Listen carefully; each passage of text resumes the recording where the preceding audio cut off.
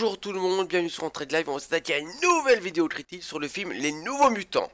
Film réalisé par Josh Boone et scénarisé par Josh Boone et Kenneth Lee. Et pardon si j'ai massacré les noms et prénoms, ce n'est absolument pas voulu encore une fois. Alors, avant d'attaquer plus en détail le film, je tiens à préciser certaines petites choses.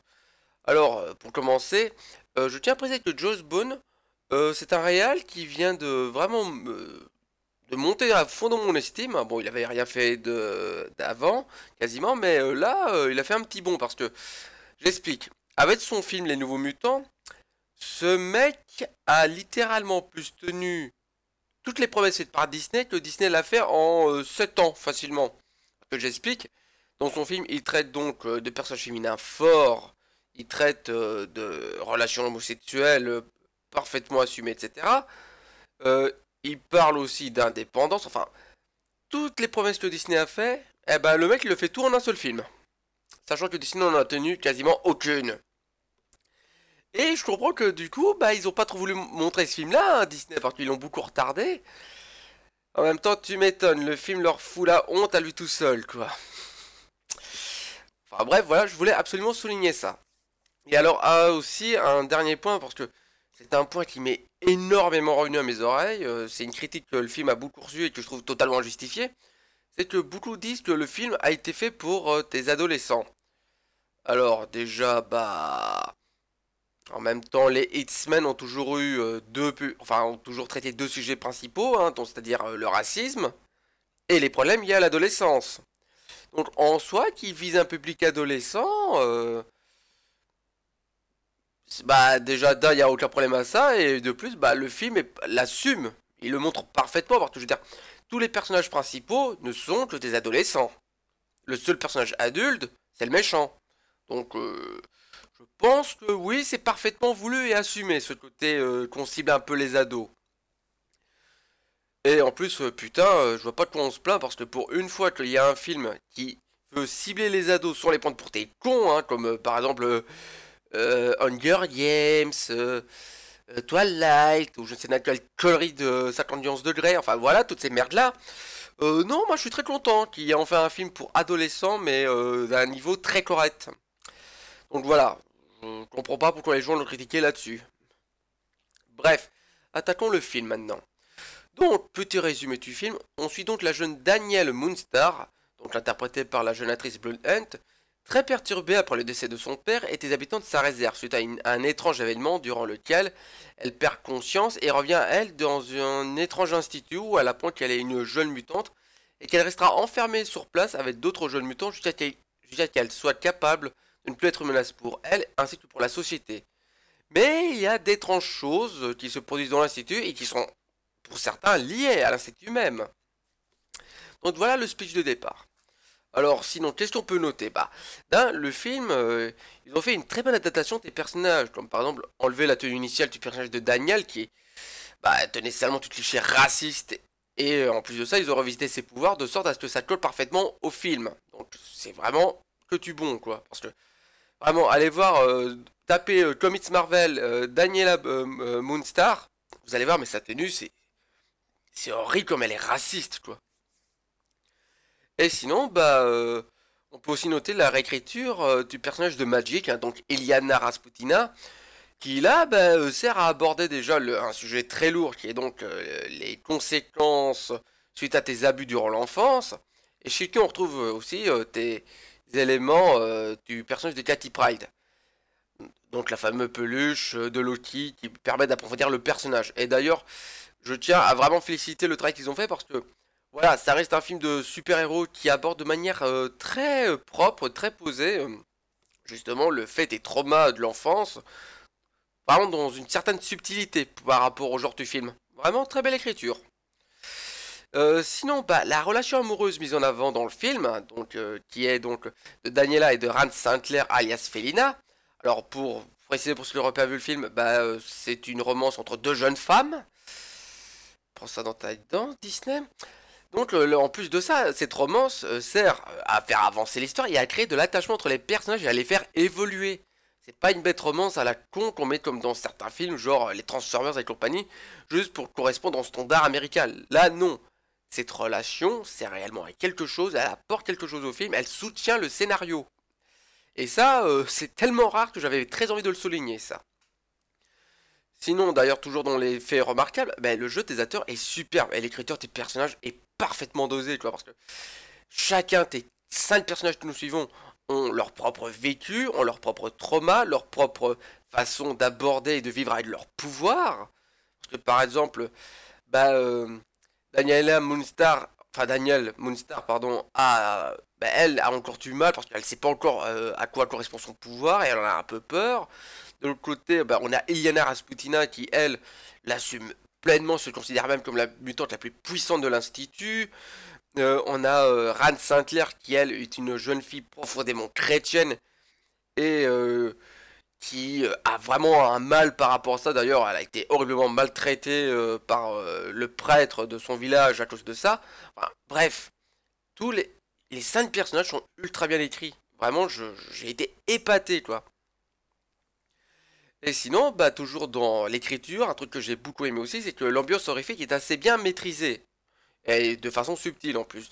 De sorte à être là quand c'est nécessaire sans en étouffer le film ou de faire l'abus de Scare Jumps. N'empêche, ça me fait quand même mal au cul de me dire que un film Hitman maîtrise mieux l'horreur qu'un film d'horreur moderne de maintenant. On n'est pas dans la merde. Bref. Bon, par contre, le film a quand même quelques défauts, hein. Parce que, par exemple, musicalement, le film ne se démarque pas. C'est même le plat absolu. C'est vraiment nul. Vraiment, il n'y a aucune musique qui se démarque. Et en plus de ça, bah, le scénario, bah, il est mauvais sur certains points, quoi. C'est abusé, comme ils ont. T'as l'impression qu'ils ont pas réfléchi, quoi. Parce que, j'explique. Euh, donc, le groupe de nos 5 héros sont enfermés dans cet institut via un champ de force généré par la directrice qui gère l'endroit, qui est elle aussi une mutante. Et qui a donc le pouvoir de créer des champs de force. Et elle en a créé un tout autour de l'institut et des domaines environnants pour les empêcher de sortir. Mais, petit fait marrant, c'est que le personnage d'Iliana Rasputina peut changer de dimension et réapparaître à un endroit tout à fait différent de son point de départ. Donc pourquoi n'utilise-t-elle pas cette capacité pour foutre le camp de là, sachant qu'en plus elle veut se tirer, vu que c'est parce que l'institut en gros dit oui on va essayer de vous aider à canaliser vos pouvoirs, blablabli blablabla, et on vous empêchera de sortir tant que ce sera pas fait. Alors qu'elle, elle veut juste se barrer, elle en a rien à foutre de faire leur programme quoi. Donc pourquoi est-ce qu'à aucun moment elle se dit allez, je me barre dans la dimension parallèle et je ressors de l'autre côté et salut les cons. Tout comme aussi le fait que bah, l'institut, en fait, petit spoiler, c'est que l'institut est géré par l'organisation qui veut transformer en armes vivantes les mutants qu'on retrouve dans le film Logan. D'ailleurs, les deux films sont connectés, c'est dans le même univers. Eh ben, les mecs, ils ont juste mis une seule personne pour gérer tout l'institut, qui est une mutante qui peut créer des champs de force.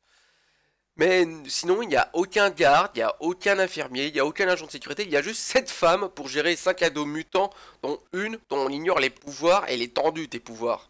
D'ailleurs, en plus, c'est très marrant parce que on apprend, et alors c'est pas totalement déconnant, hein, parce qu'il n'y a aucun jeune mutant qui a ces pouvoirs-là dans Logan, ils ne sont pas adaptés pour gérer les mutants présentant des pouvoirs psychiques. Parce que, en fait, Daniel, son pouvoir, c'est qu'elle peut donner vie au cauchemar. Et donc elle est considérée comme ultra dangereuse, etc. Et qu'il faut même l'éliminer. Et donc, donc ils mettent qu'une seule et unique personne, ne sachant pas sur quoi elle peut tomber et n'ayant aucun moyen de gérer un pouvoir, enfin, un mutant avec des pouvoirs psychiques. C'est un peu con ça, non, messieurs, dames? Donc voilà, ça c'est vraiment dommage qu'ils aient pas pensé à ces points-là, quoi, parce que le film est très bon, il y a de très bonnes idées, mais il y a des points du scénario, ils sont tellement faibles et qui tiennent pas la route qu'on se demande mais comment ils ont pu passer à côté de ça quoi.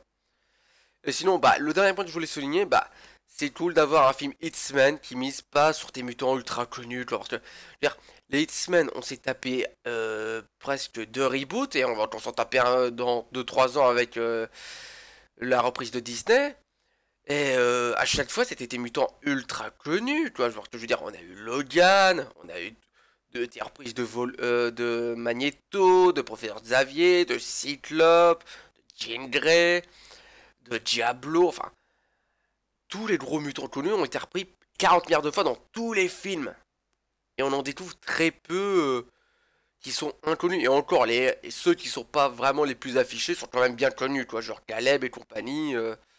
Alors que là, non, bah justement, on retrouve le personnage d'Iliana Rasputina, donc Magic, hein, ou alors le personnage de Ran Santler, donc Felina, le personnage de Daniel. Vraiment, ça c'est cool. Ça, je suis très content qu'il nous ait sorti des mutants vraiment quasiment inconnus au bataillon. Donc voilà, c'était tous les points que je voulais souligner. Et sinon, qu'est-ce que je pense du film? Bah, c'est un bon film. Son scénario est certes un peu faiblard sur certains points, mais il tient quand même bien la route. Son ambiance est cool, ses personnages sont cool, son écriture est cool. Et encore une fois, bah, je suis épaté que ce film foute une branlée monumentale à tout ce qu'a fait Disney depuis qu'ils ont décidé de se racheter une conduite. Parce qu'ils ont fait plein de promesses, hein, de mettre des personnages féminins forts, de mettre en avant des personnages homosexuels, etc. Des minorités même. Hein. Et là, ce film, alors sachant qu'ils n'ont pas tenu toutes leurs promesses, hein, parce que les relations homosexuelles, c'est vraiment pas assumé pour le moment. Il suffit de voir ce qu'ils ont fait avec la Reine des Neiges 2, ou encore avec le fameux baiser dans Star Wars 9, etc. Les minorités, bah, on met juste quelques personnes afro-américaines, parce que voilà, mais non, on peut accepter, mais les autres minorités, on s'en bat les couilles. Et ben là, non, non, là, le film, il nous met en avant une amérindienne, une écossaise, une russe, enfin la totale, quoi. Un Mexicain. Deux personnages féminins homosexuels, dont une jeune blanche chrétienne. Enfin, voilà, le film il casse bien les codes, hein, et là, Disney, il a des leçons à prendre. Enfin, bref, sur ce, bah écoutez, je vous remercie de votre attention, je vous souhaite une excellente soirée, et je vous encourage vivement à aller voir ce film néanmoins. Allez, sur ce, je vous dis à très bientôt pour une prochaine vidéo critique, que je ne serai pas sûr quel film ce sera, parce que pour le moment, les sorties cinéma, elles sont soit décalées à mort, soit annulées, on sait pas trop où on va pour le moment, malheureusement. Allez, à une prochaine en tout cas, et merci pour tout. Bisous, bisous.